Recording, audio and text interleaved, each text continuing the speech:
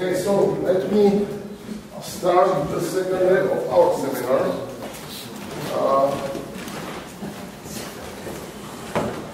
The first speaker here is Ludger Hagedorn. Ludger is now a research fellow at the Institute for Human Sciences in Vienna, and at the same time, my understanding is that he teaches at NYU school at Berlin. Ludger is a very precise and accomplished Patočka scholar. His main interest includes phenomenology, philosophy, modernity, and he, I think, substantively contributed to young Patočka research. So we are very much looking forward to what you are going to say. Thank you, Martin, for the introduction. Good morning to all of you. Starting a little bit later, but happy to be back in Prague, and thank you, Martin, and all the organizers. I'm not so very well informed about the really detailed setup of the organization, so I can only say to you, but I will include everybody that I do not mention personally now.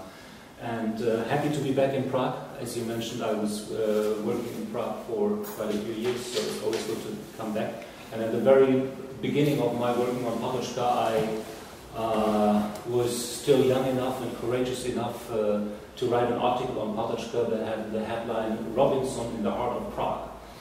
Robinson is what he called himself in a letter to a German philosopher friend. He said, "I'm living like Robinson," and this heart of Europe, that is obviously my adding to this title. At that time I sent it to Frankfurter Allgemeine Zeitung, and they published it on one page. At that time they still had this very beautiful weekend editorial in special print. That was really a nice thing. And so Robinson in the Heart of Europe, and this notion of the heart of Europe is very much my feeling that I always have when coming back to Prague. I have to say I'm not really sure if over the last 20 years this being the heart has increased or not, but it still has a lot of it, for sure. And also I wasn't here yesterday, sorry for that. It's not very nice to just show up, but I was, as Martin mentioned, I was still teaching yesterday, so sorry for that. And well, since the title is on solidarity, the solidarity of the shaken, also my title and very many titles of our conference, in fact, are on solidarity, and I will also try to work on solidarity a bit, and only at the end say a few words about Patočka, which I think might be good because the textual basis in Patočka himself is really not that big. And one thing that I maybe can say from the very beginning, I'm not really sure if Patočka is a political philosopher. How to implement his political thought is quite a difficult thing. There is everything in Patočka, I would say, is political. Everything is somewhat related to politics. But he's obviously not somebody who will give us a clear-cut definition of what to do and how to improve societies. Let me start with two observations. First, today liberalism and individualism, you just told me that you're working on liberalism. Today, liberalism and individualism, as well in the economic sphere as also in the sphere of like human rights, liberal rights, human freedoms are the somewhat prevailing patterns of today. The question that arises from that is what still does hold a society together, and as you're all aware, it was especially the communitarians over the last decades that have worked on this problem of what still holds society together. And as liberalism is believed to deteriorate social ties and create a system of self-centered individuals, communitarianism wants to strengthen social responsibility and establish a model of bottom-up solidarity. Here we already have the word of solidarity. That is a solidarity of smaller groups, something on the level in between families or individuals, that is, individuals and the state. Regarding economy and the regulation of free markets, also the state will play a certain role for this model, but its main actor will be, for communitarianism, the grassroots movement of people that share a common good, as they say, a common good. And by sharing this common good are supposed to act socially responsible.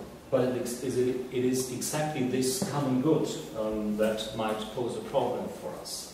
Namely, what is it? Why should there be a responsibility toward the common and where does it come from? Or in other words, what solidarity? Whose solidarity and solidarity for whom? This is what I have in the title of my paper. And the second observation, solidarity is not only in tension to liberalism in a certain sense, but maybe it also was and is and will be probably to another political ideology, namely to the ideology that was so dominant in this region of Europe, to communism. First of all, communism itself, the left in general, I would say, has a very ambiguous relationship towards solidarity. Secondly, also relating to the historical experience of this region, despite of its propagation of solidarity and social responsibility, communism turned individuals into objects of an almighty state, deprived of their initiative and their ability to shape the society.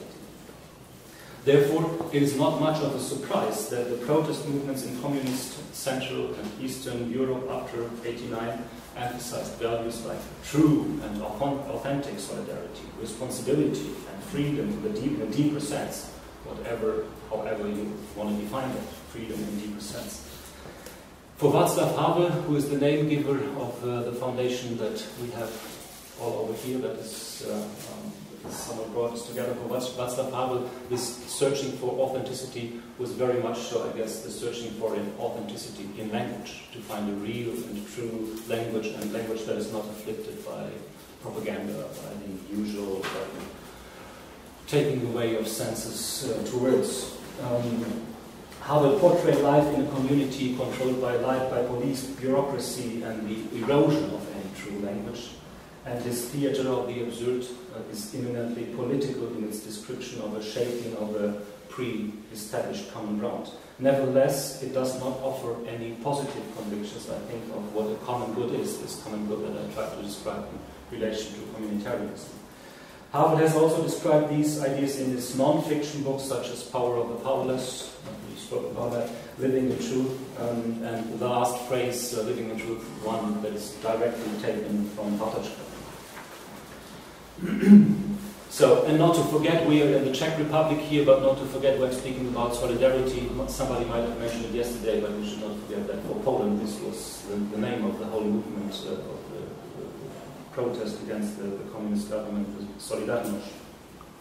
At first glance, it might seem that the articulation of such goals has a lot in common with the communitarian debate, the articulation of this protest goals. But there is a decisive difference. Whereas the supposed grassroots initiatives in the communitarian view tend to operate within a certain political and economic order, driven by the attempt to reshape, rebuild this order, according to what is seen as the common good.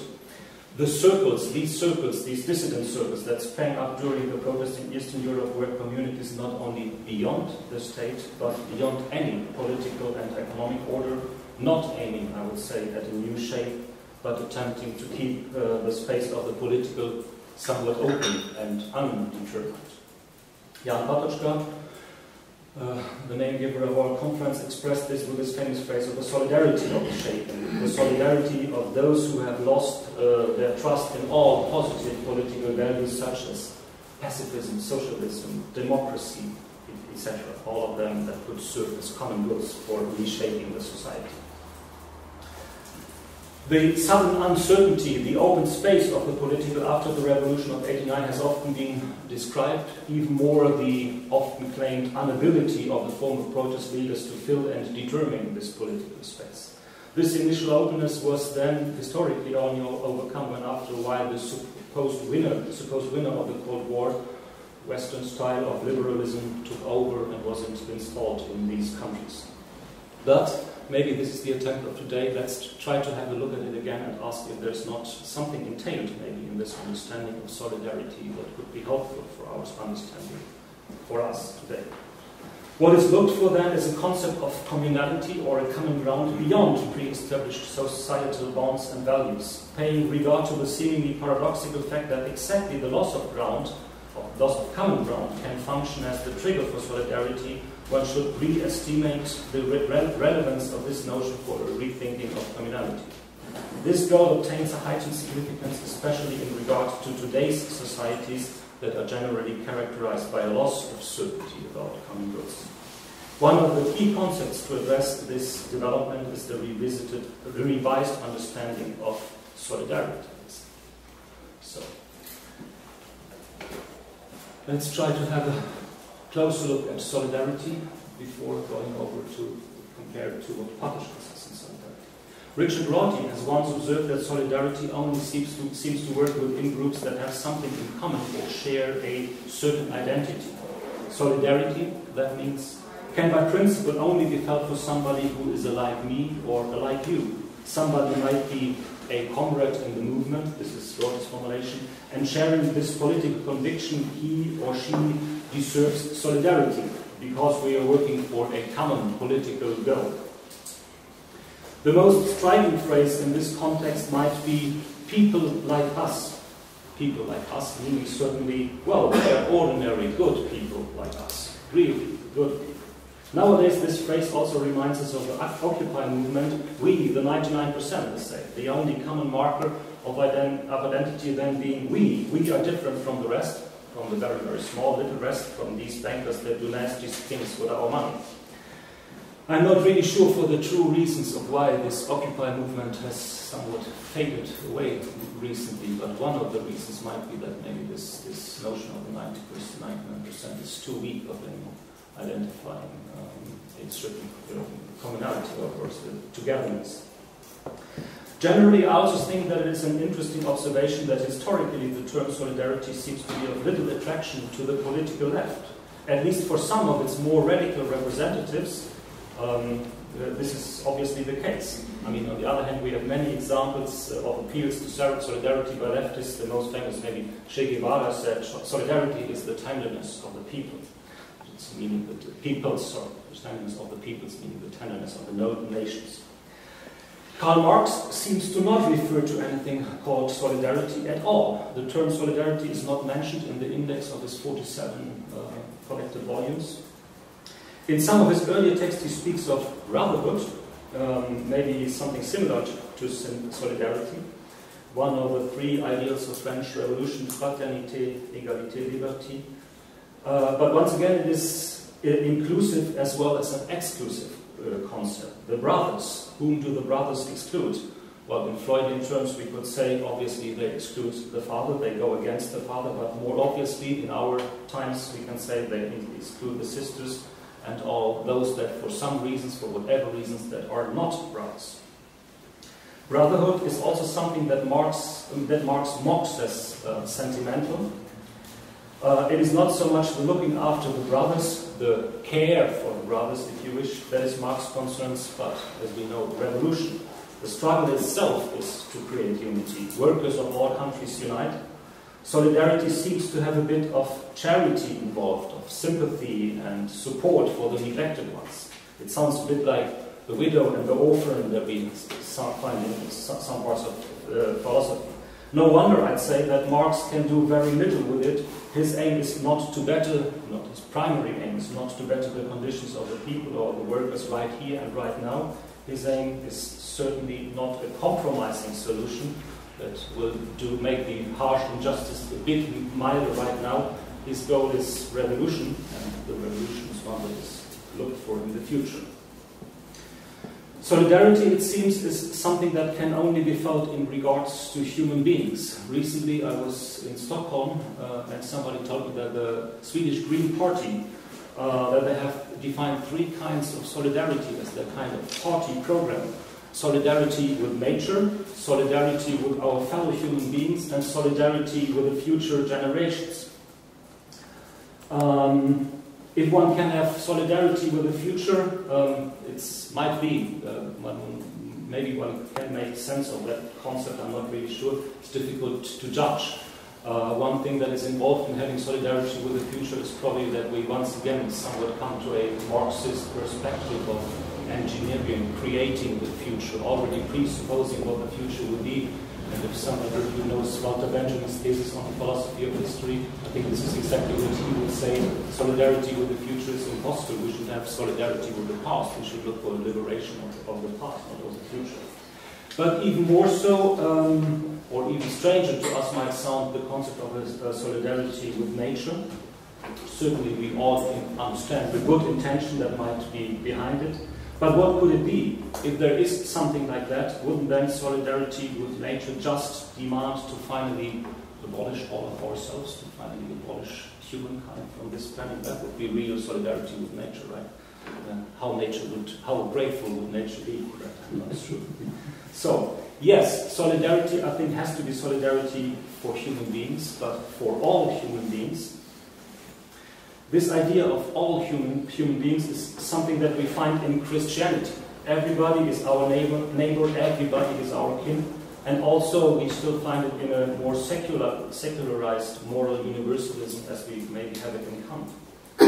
Rorty holds that these ideas of an all-encompassing solidarity is just absurd, and I think there's lots of that might be said that is just right. What is certainly not absurd is the Christian story of the Good Samaritan. The one close to you can obviously be the one furthest in distance, the stranger, the enemy, or the banker, if you want to come back to the initial example. But isn't solidarity with the whole of mankind something as abstract and undefinable as a solidarity for nature? What would it consist in? Solidarity, I think, always has to be concrete, directed at somebody, at a person. But what then is solidarity? Whom does it include and whom does it exclude? Rorty says that solidarity is always ethnocentric or clansocentric.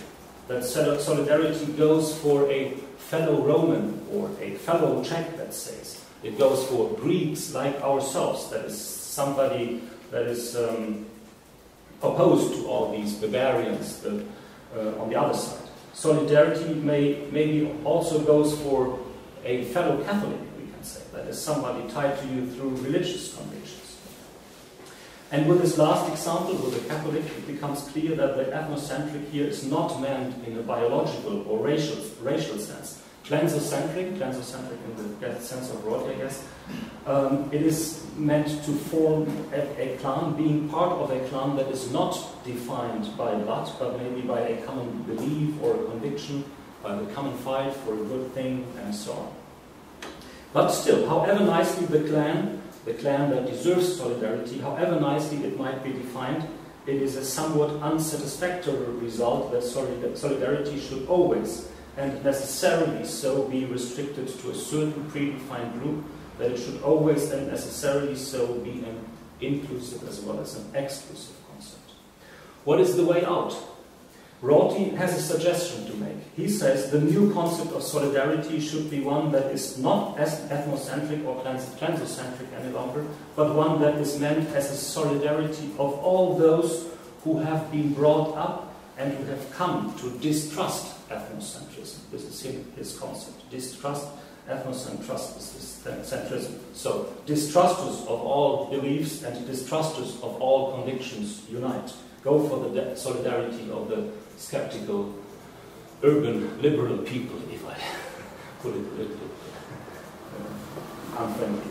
A truly postmodern solution, we can say, and a truly postmodern answer to the problem of solidarity. Still, it is not, I do not mean to make fun of it, because there really is a painful embarrassment in the whole concept of solidarity that Rorty tries to answer in his way.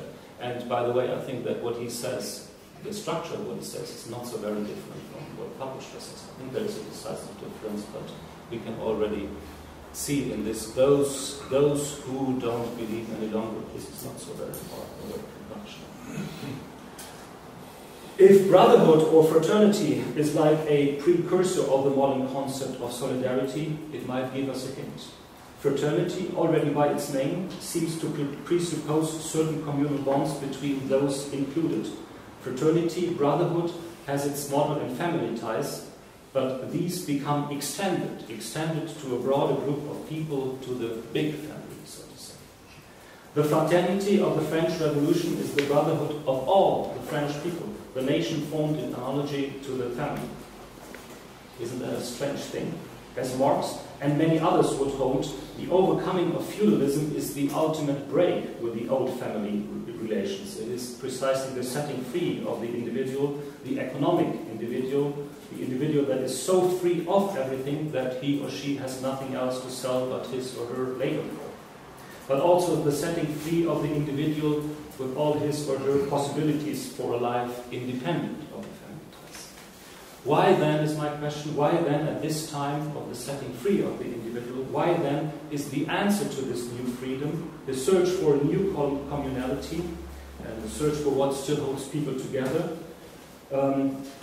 why is this answer so utterly pre-modern, obviously styled after the feudal type of family relations, namely calling it brotherhood?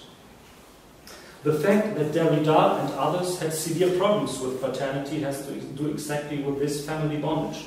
But there is something else. One could feel tempted to say that solidarity is like the modern replacement of what used to be brotherhood. That is probably not wrong. Solidarity, at least in the form that we mean by it, is quite modern. It is an answer exactly to the setting free of the individuals that is modernization or industrialization. And that is why solidarity, so many examples of it, are so closely related to the sphere of work and being employed, social inequality. Part of the story where the concept of solidarity originates is also Christian. A community of friars, the solidarity of those who are united in the same hope and who have no need to compete against each other. But this concept is probably not any less problematic than the one of brotherhood. Despite of its seeming universality, in fact we know that it was never felt and carried out universality in Christianity. And once it ever would be universal, we encounter a certain contradiction in itself, namely exactly the one outlined by Roth. So the question would be, can there be a solidarity that does not have its source in a somehow defined, predefined substantial unity? Can there be a solidarity that defines a belonging, a togetherness, but maybe only momentarily, transitory, and maybe more so in the form of a gift than an obligation? If solidarity is the tenderness of the people, to once again take up this formulation, then it will be solidarity, then it will be a thing that is difficult to prescribe. And finally, there is also quite a different danger, quite a different threat to solidarity coming from the almost opposite direction.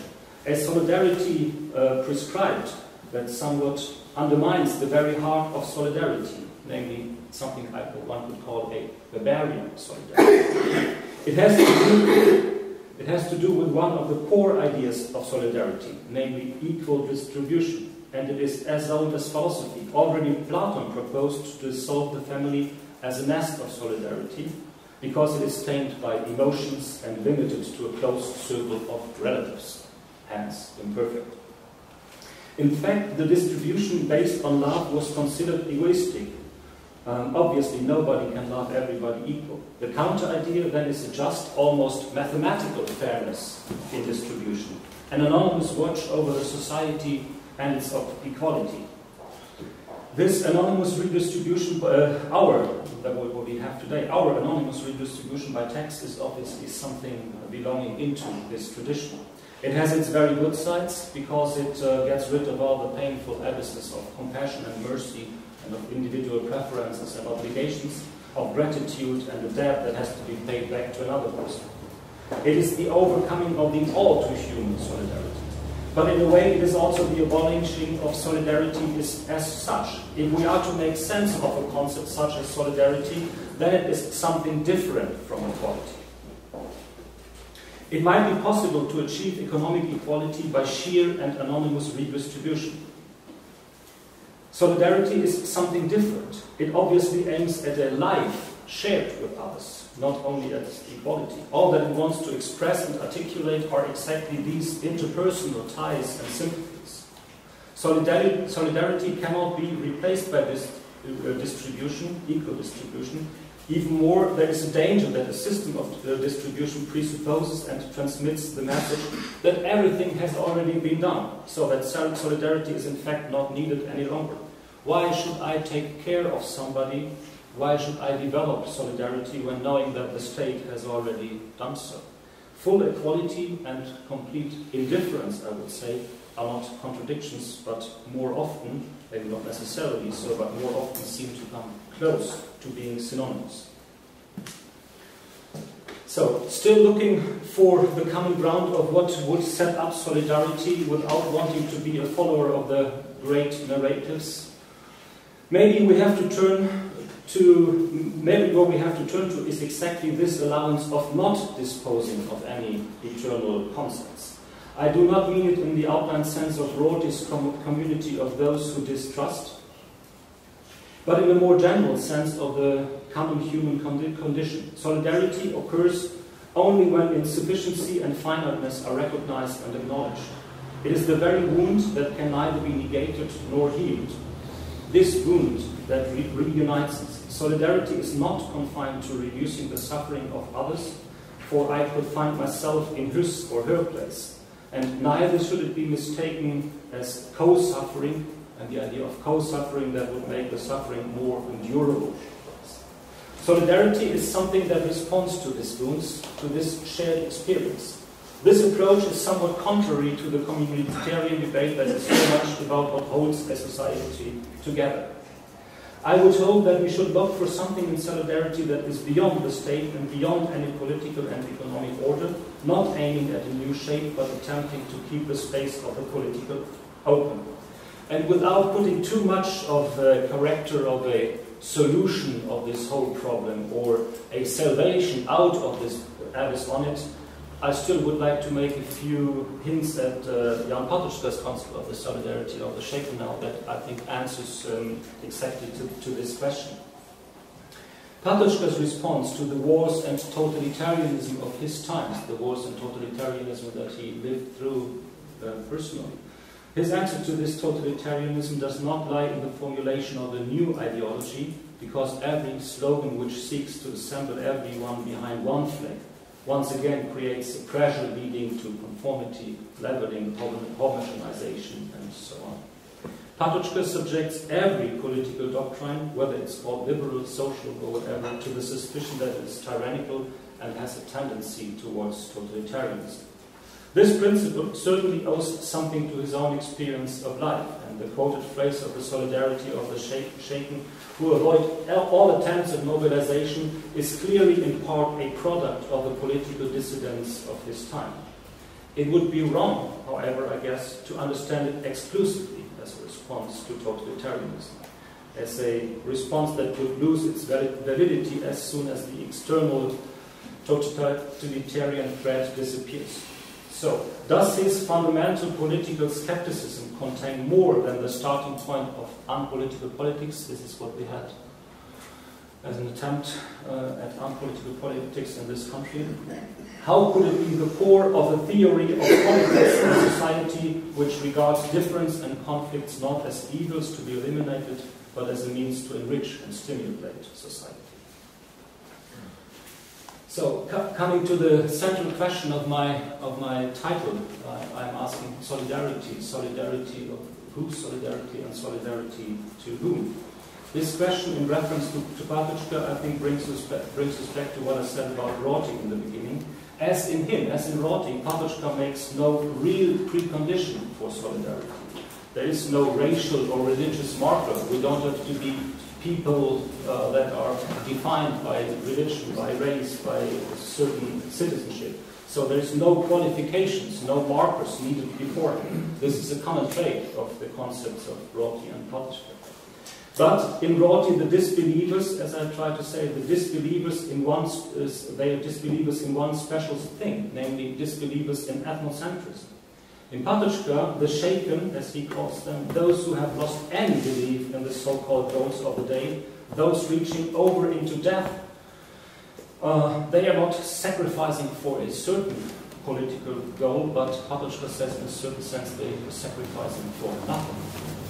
The sacrifice has its meaning solely in itself, simply saying no, as he says, no to the mobilization of goals for the future. And one very remarkable thing, I think, that we find in Patočka's definition of solidarity is his closeness to the concept of the enemy. This might certainly have to do with the fact that the situation that he takes it from is the situation of the First World War. So we have the fighters and the enemy on both sides of the front line. But there's, I think, very remarkable sentences in Patočka that clearly exceed and go beyond this notion of being related to this special situation of the Third World War. Patočka says the enemy turns into a fellow discoverer or a fellow participant. And much more than that, even he speaks about the prayer for the enemy and the loving those who hate us, both of them utterly Christian concepts. And at the same time, Patočka says these ideas of a prayer for the enemy, of loving those who hate us, this is an abysmal thought. Once again, this is what he says, an abysmal thought. And obviously he does not mean it in the literal Christian sense, but he wants to reformulate it and to look for a new meaning of exactly these formulations. And what he calls it is an authentic trans-individuality. I think this is also quite a remarkable formulation. Going for what we find in the solidarity of the shaking is an authentic trans-individuality. I will just quote one sentence. This is the only sentence that I quote from Patočka. In coming upon us as an insurmountable possibility, the seemingly trans-individual possibilities of the day are shunned aside, while this sacrifice presents itself as the authentic trans-individuality. So, with this reference to Christian doctrines, prayer for the enemy, also the example that I mentioned, the example of the Christian example of the Good Samaritan somewhat comes back into the debate, and also the inkling of solidarity to the concept of charity as such. But for Patočka, I think it is somewhat a reversal of the common notion of solidarity. It is not so much asking about what unites us, but for him there's nothing that would unite us. There's nothing that would really hold us together.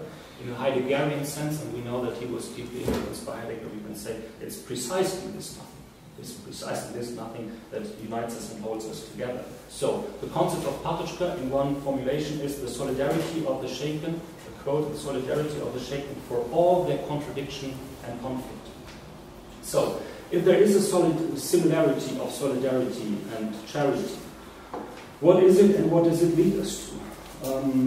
In some solidarity, there might be seen a certain bowing down to the unhappy, to the mistreated, to the well-favored, to the neglected. Yeah? We are doing them a favor. We have to help them. We have to help them in their needs. And this help, this notion of helping them, always implying the order of the giver and the recipient. And I think this is also one of the remarkable traits in Patočka, that this kind of solidarity, bottom-top solidarity, is completely overcome in Patočka. It is a solidarity, obviously, on one level.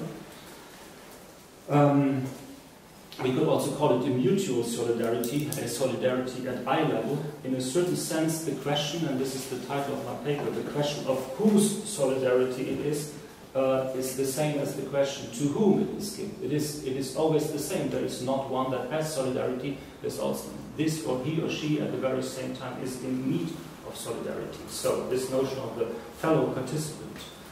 And to once again bring it into one formulation that I found most interesting in this respect, of having this mutual relationship of a solidarity that is as well as solidarity given as a solidarity received. Patočka says there is an agreement.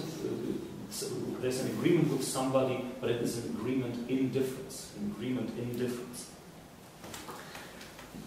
To come to the end, the further special trait in Patočka is the emphasis of the spiritual dimension of solidarity. I have referred to Christianity. This, I think, clearly in Patočka relates back to Christianity, to the historical notion of Christianity, maybe not to the notion of Christianity as a believer.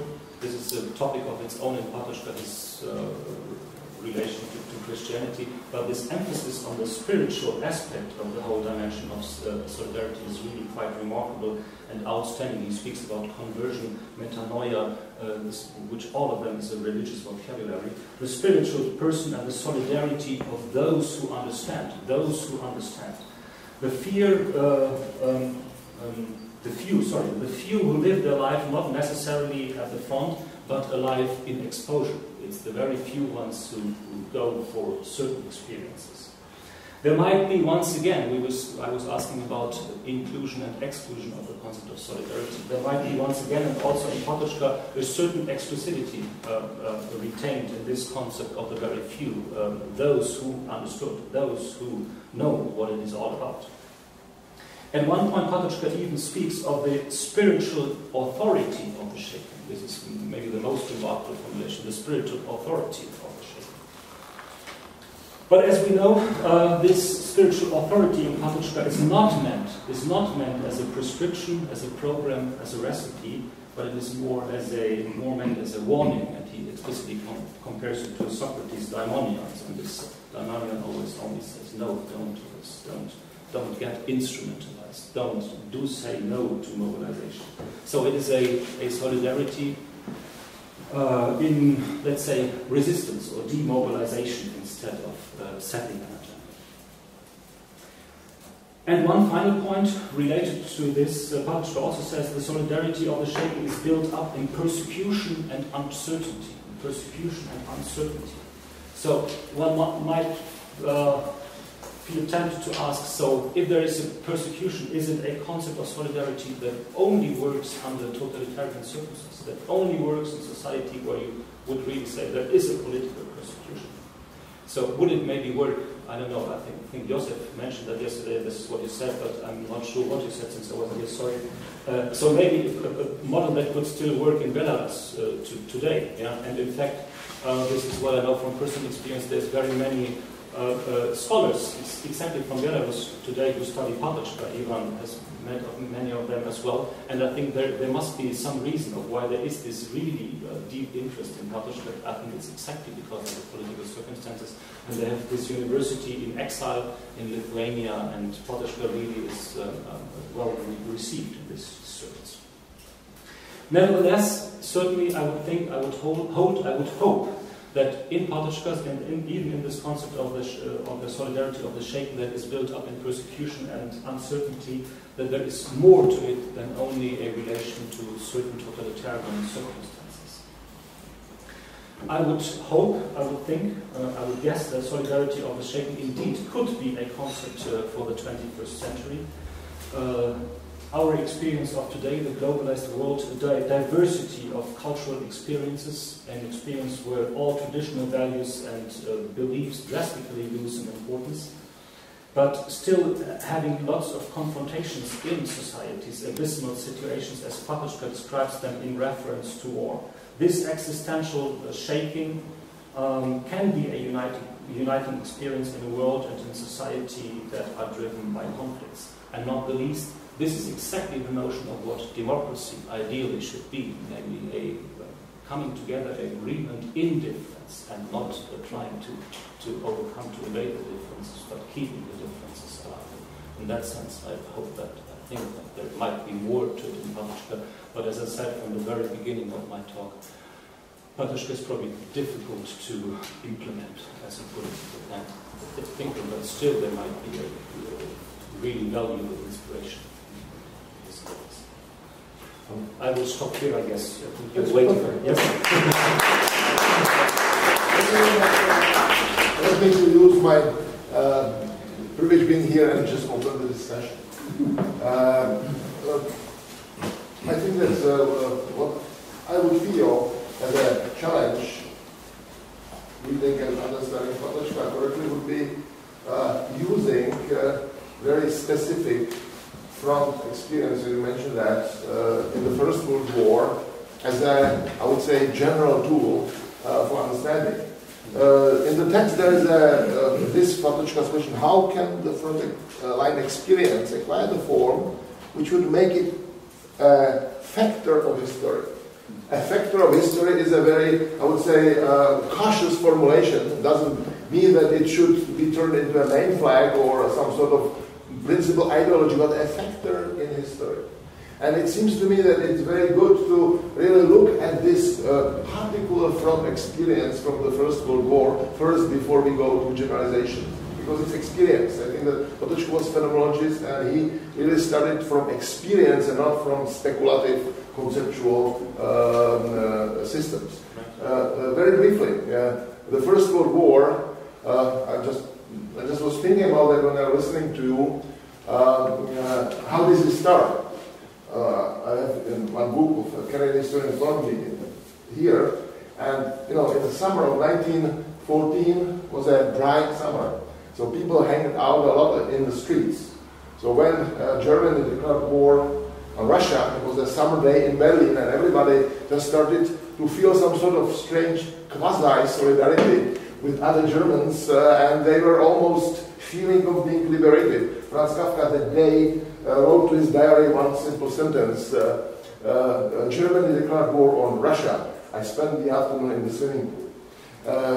And then the war started, and these fronts were created, and weather changed, and it was a very rainy season in the fall of 1914. So this war stuck. It was supposed to be a blitzkrieg, quick solution of the problem, German reunited.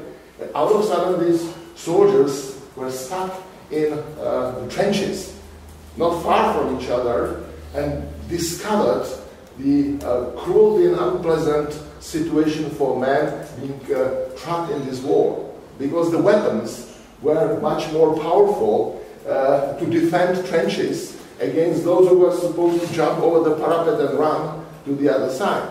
So what was happening that, they were not making a big progress, but just shooting themselves in this strange landscape that, as this historian started to be fascinated with, really reminded the paintings of many artists in the 20th century, very surrealistic landscape in which people with the baggage on their backs, 40 kilograms of material, they jumped over parapet and run for the death. And so this is the scene. And it really, I think, we need to remember Patočka's affection by Heraclitus. This is the Panda, or like it's a Keramos, everything is polemos, but I'm enlightening this short flash of light in the night that just enlightens the landscape and shows you something, but then it disappears again in the darkness. So this is the experience which these poor soldiers were exposed to. And then, and this is actually, I think, his idea, weather changed again in the fall, in the close to Christmas of 1914. First, the temperature went below 0 point, and even this frozen landscape was powdered by white snow. And war operations stopped. And this famous Christian fraternization started, which was first very spontaneous. They started to sing Christmas carols, then were even just exchanging some sort of gifts. And then, obviously, the strategists had to hate that. I think they were trying to suppress that. And wars resumed a couple of weeks later, and again they were killing each other like crazy. So, this is a provocative question: can something be done with this experience? With the experience that you meet someone who is not, I would say, product of your predefined solidarity, but solidarity that is very short and flashy. If you happen to be in the detention cell, you are there with some people who you have not selected as friends, many of them regular criminals, but you still need to have something. So I would very much recommend to go to the singularity of the experience and not to over-conceptualize it too quickly. The floor is open. Can I answer? Please. I don't have to. There's many things maybe that you hinted at, and well, your insistence on the singularity, I would subscribe to that. I mean, this is very obvious, the case in Patočka. And if you really ask for, you said he's a phenomenologist, right? And he's asking about experiences. And so this is the one experience that we have in the heretical essays. And if you then go and ask in all of his works, what kind of other experiences do we have? Very few indeed, and most of them are taken from literature. Yeah? Then he speaks about Dostoevsky and the underground man, and the underground man who wants to commit suicide at a certain point. And then there is this strange relation to this young girl that just shows up, and it doesn't mean anything to him. I mean, this guy hates people, yeah. But nevertheless, there's this interruption, and there is this well, to use this word, there is a certain shaking that occurs to him. Something in the world has changed. Something has happened to him. Yeah, it's a very, very singular experience. It can obviously not be projected into other experiences, but nevertheless, I think there is more to it. Patočka would not say that it happens only here. He wants to say more than it has a general validity. Yeah? It is a singular experience, but it has a general validity because it might happen to all of us. There might be other instances, and certainly one very obvious instance in reference to the First World War we have in the dissident circles of this time. I mean, this to me it seems to be so obvious that what he says that has to do with his own personal experience of that time, and that resembles the experience. Two more things.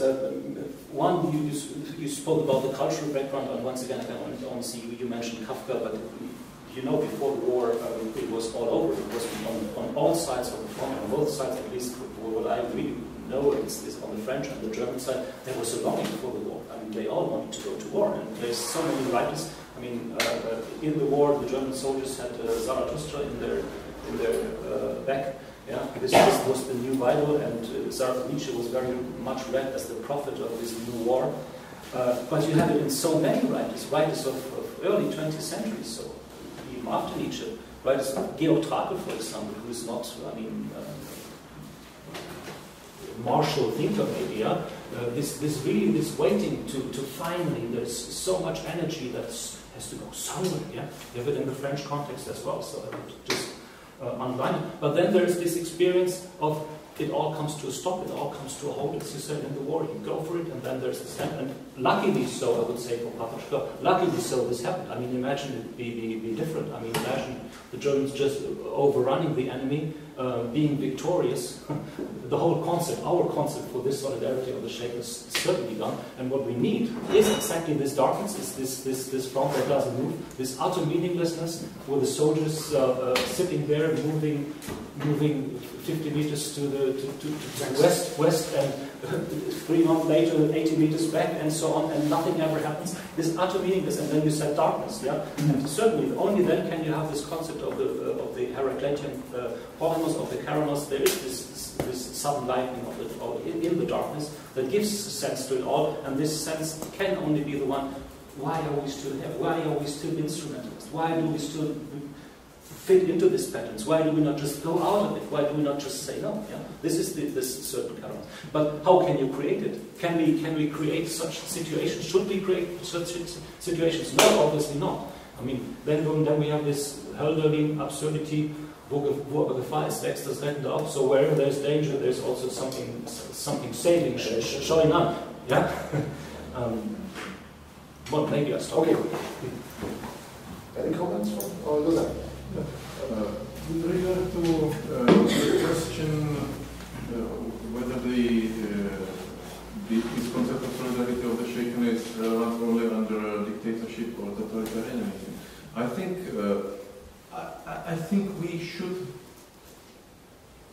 take it as a limited to specific conditions. But I would take these conditions to be, or at least as Patočka presents it, limited to conditions. But the conditions, I think, should be defined a little bit more broadly than just totalitarianism or dictatorship. I think Patočka again gives us a hint because he speaks about the condition of war, and he clearly means this situation which, of course, after the Second World War was the so-called Cold War. We do not typically refer to the 1920s, 1930s as the Cold War situation, but Patočka clearly shows that without naming it that way, certainly this latent war, so to speak, at least on the part of Germany, there was still this kind of mentality of revenge and so on going on. So there was this latent war present, certainly at least up to 89, and then with the terror and situation like that, maybe it's again with us. So I would say he certainly does not want to point specifically to totalitarianism, but rather to this situation of latent or even existing actual war. And when he speaks about this surveillance and uncertainty, of course he refers to, and you did not make this point, but I made it yesterday, so I can refer to it perhaps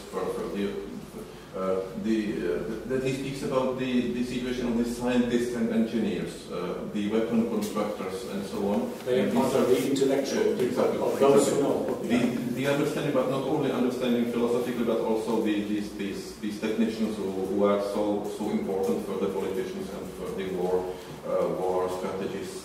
And obviously, those who will say no, being weapon constructors and so on, will be served under surveillance and in uncertainty, even in democracy.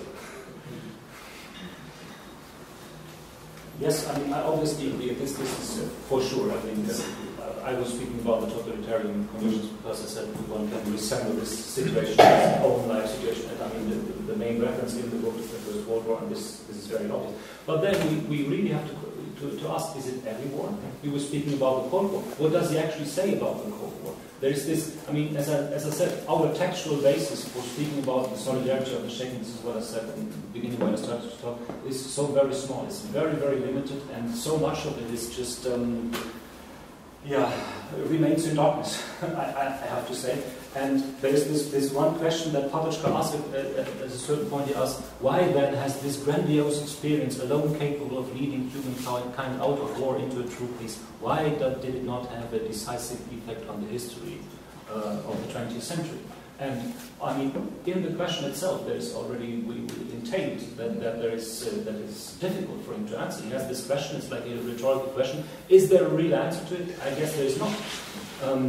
It has had an impact. It has had an influence, but it is always about to disappear. Yeah. Okay. Yeah, just a brief reaction. Yes, you write that the textual basis is thin, but nonetheless, it is very clear in Patočka that without using the word Cold War, he speaks of the continuation of the war even under the kind of superficial situation of peace. He speaks of the continuous war during the 20th century and so on. So I mean, without speaking of Cold War, I would say, I would defend that it is clear that he has in mind this kind of situation of bipolar. Once again, Josef, I obviously agree, but you have embarrassing questions related to that. Namely, the Second World War has a completely different setup. Patočka mentions it in like 2 or 3 sentences, then he speaks about the Hiroshima complex, and then he speaks about the aircrafts that brought the war into the hinterland. A concept as solidarity of the shaken, does it still work in the Second World War? No, it does not. I mean, you need this person. Sorry? Of course it does. But then you conceptualize this. I mean, with the singularity of this experience that Martin mentioned, the singularity of this experience obviously is not working in the Second World War. But in this way of understanding the text, the main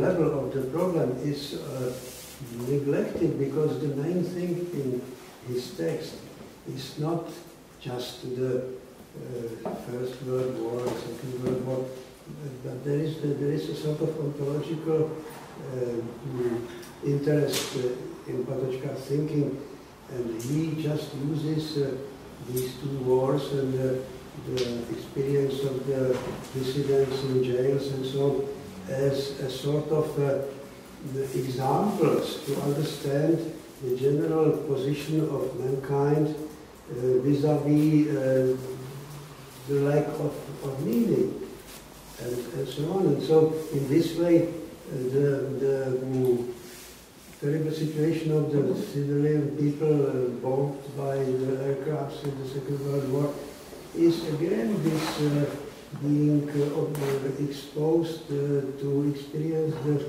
nothing, yes, where all the goals of the normal life and day are lost when you are in the cellar, in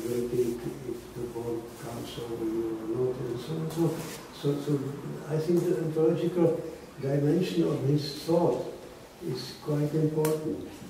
The text is too dense, so it is very difficult to decipher.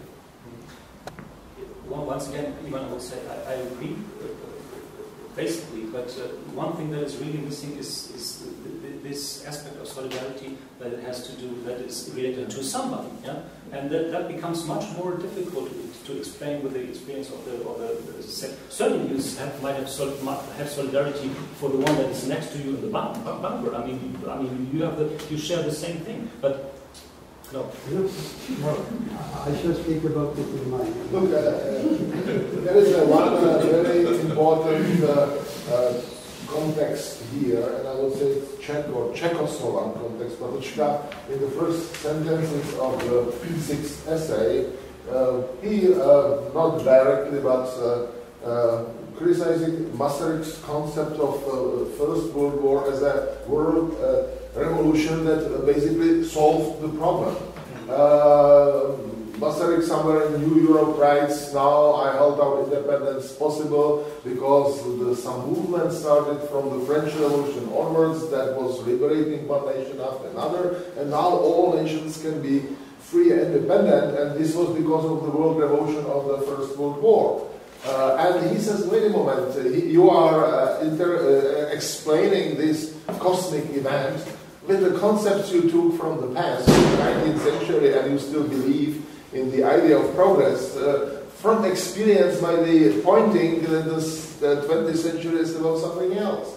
And if you say that the Second World War is not a part of that, we had one Beneš, the second president, Masaryk's disciple, who clearly says that the First World War was only the first moment of the war. That war just started with the First World War, and he wrongly believes that finally, with the Stalin's and Roosevelt's victory over Hitler, now we are almost there. And he, a couple of weeks later, a couple of years later, after he wrote this text, found himself trapped in Sezemova Ustí after the communist coup d'etat in February 48.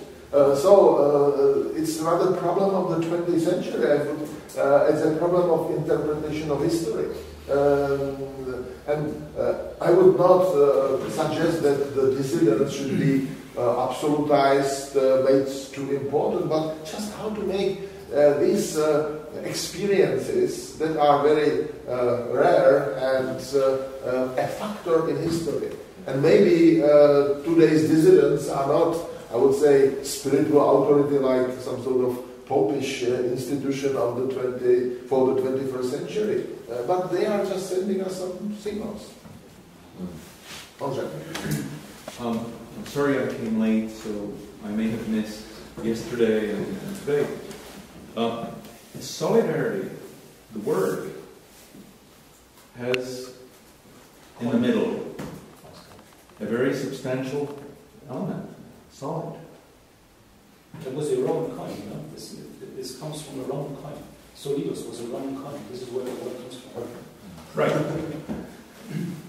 I may feel empathy or sympathy with the prisoner next door to me in Dachau, but it's not solidarity. There's something much more substantial in the concept, isn't there?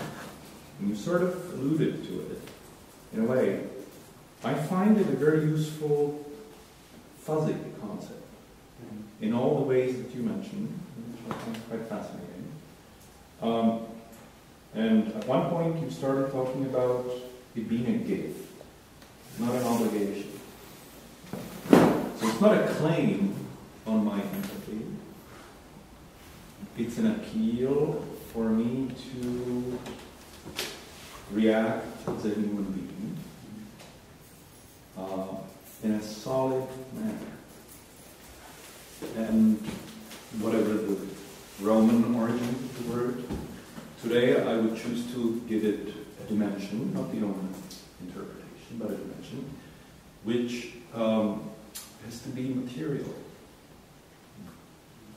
So if a fellow student poor mathematician says, I need money to study X. I think about it, and I choose what I support and not support. That is solidarity, which is solid, which is expressed in a market. What I'm leading to is, you find the metaphor of the market useful in the context of solidarity as an exchange which is free, not compelled.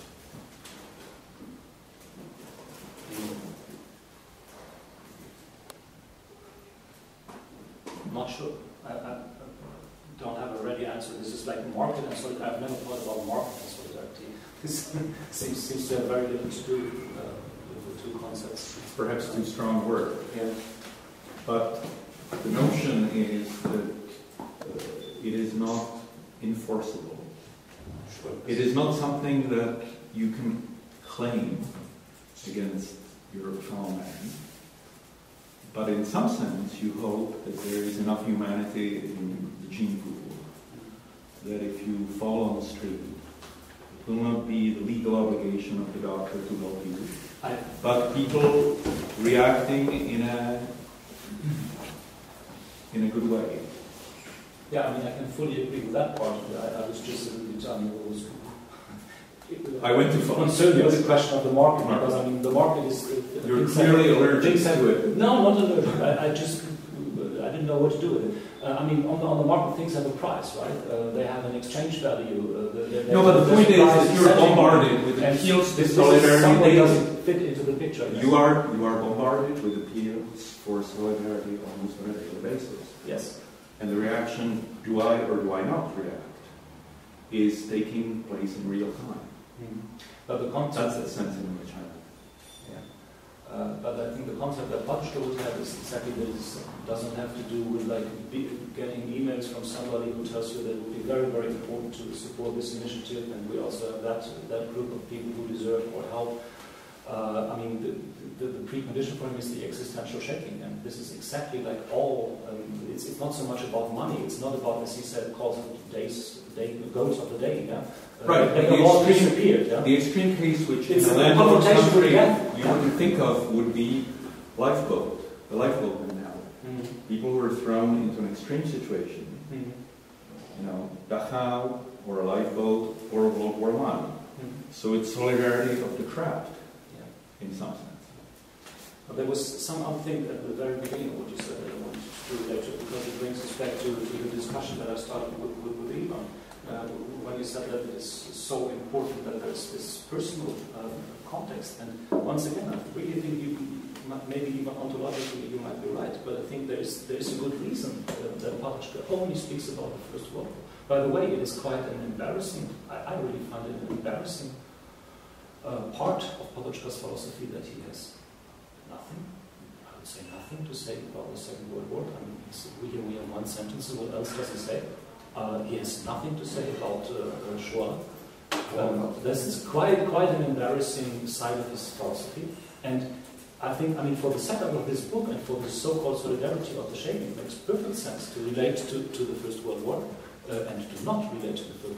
Because you said, obviously, I mean, somebody in the bunker or in the concentration camp certainly would this is not solidarity. We are forced into the same destiny. There's no choice. There is no. I mean, what else can I do but feel some kind of empathy, sympathy for the people next to me? I mean, I can still betray them. Yes, this is what we know that happened. Yeah? But solidarity is exactly this going over the unexpected. You said the gift. This is the unexpected. And I think in that sense, it's perfect that we have the First World War, and it only fits with the First World War. Phenomenologically, as you said at the beginning. I think, in light of this conversation as well, the passage, the very important passage on page 131 of the English translation of I understand this. When Patočka brings us to those Christian phrases, love of the enemy,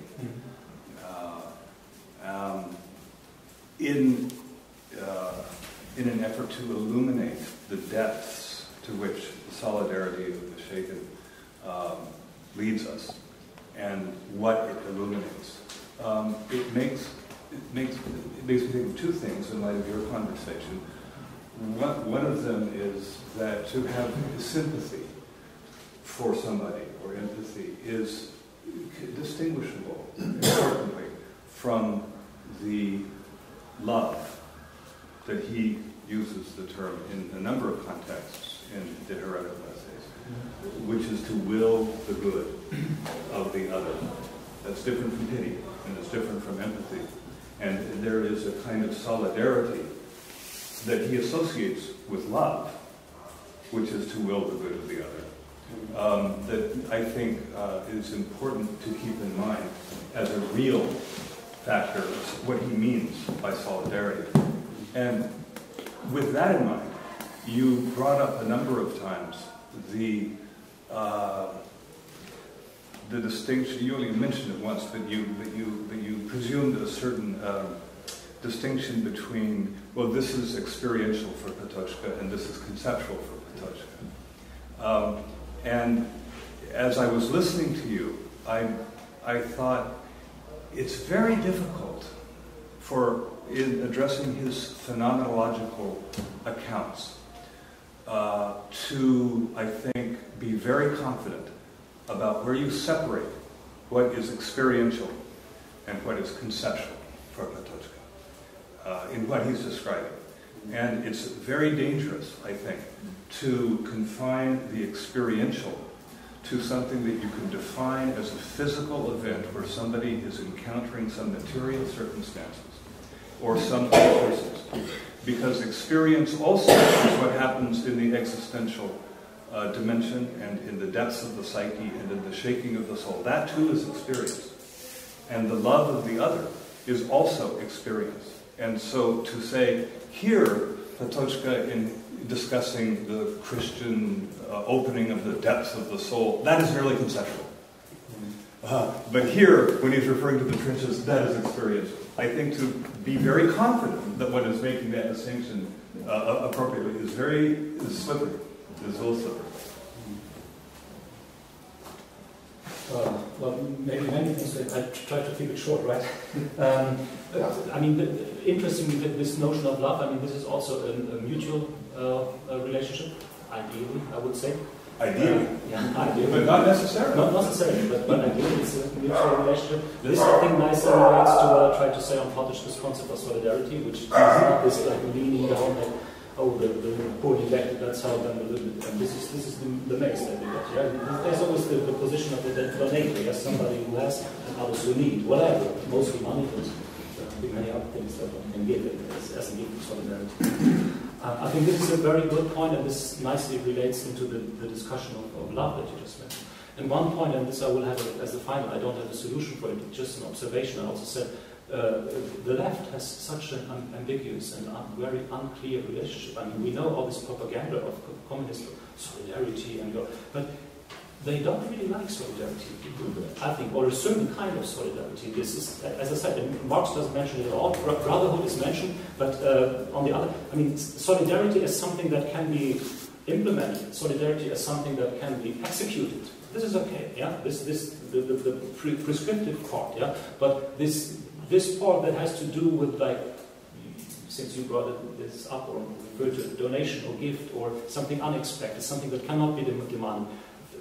There's no way of dealing with it. And the interesting observation I tried to check with once is that in the leftist tradition, only like Bakunin and anarchists and so, they speak about solidarity for good reasons, I think, because they have this. First, for them, it's this anarchist approach, and it's not the engineering approach of solving the society. Yeah? I think it's an interesting observation that someone plays into this. I think we need to end right now because coffee is going to be served in the garden, inside, outside, and then in 10-15 minutes we'll be looking forward to hear what Henrik is going to tell us. So